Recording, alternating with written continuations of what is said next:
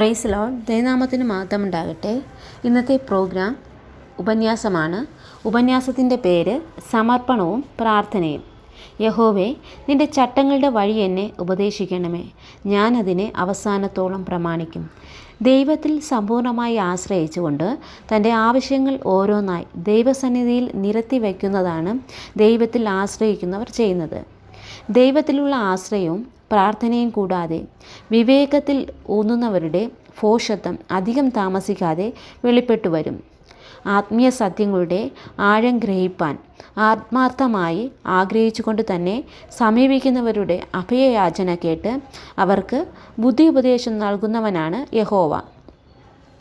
യഹോവയുടെ ചട്ടങ്ങളെ ഉപദേശിച്ചു കൊടുക്കാനല്ല, ചട്ടങ്ങളുടെ വഴി പഠിക്കാനാണ് പ്രാർത്ഥന.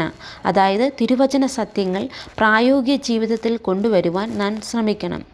അനുദിന ജീവിതത്തിൽ വചനം പ്രായോഗികമാക്കണമെങ്കിൽ അതിൻ്റെ അർത്ഥം നന്നായി ഗ്രഹിച്ചേ മതിയാവൂ.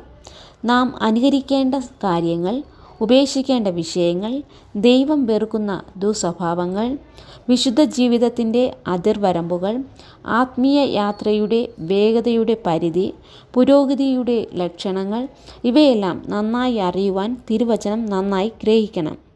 സാധാരണയായി സ്കൂളിൽ നിന്നും പഠിക്കുന്ന പാഠങ്ങൾ കുറേ കാലം കഴിയുമ്പോൾ മറന്നുപോയി എന്ന് വന്നേക്കാം. എന്നാൽ ദൈവം നേരിട്ട് പഠിപ്പിക്കുന്ന പാഠങ്ങൾ ഒരു കാലത്തും മറക്കുവാൻ കഴിയുന്നതല്ല.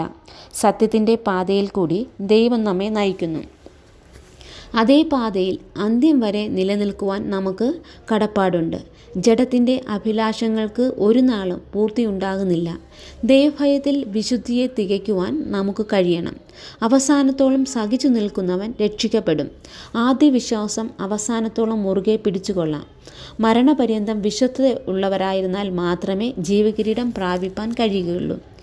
ഈ ലോക ജീവിതത്തിൽ ഒത്തിരി വെല്ലുവിളികൾ നമ്മുടെ മുന്നിൽ വരാറുണ്ട്. എന്നാൽ ആ വെല്ലുവിളിയെ ഏറ്റെടുത്ത് വിജയകരമായ ക്രിസ്തീയ ജീവിതം നയിക്കണമെങ്കിൽ നമ്മിൽ സമർപ്പണവും പ്രാർത്ഥനയും ആവശ്യമാണ്.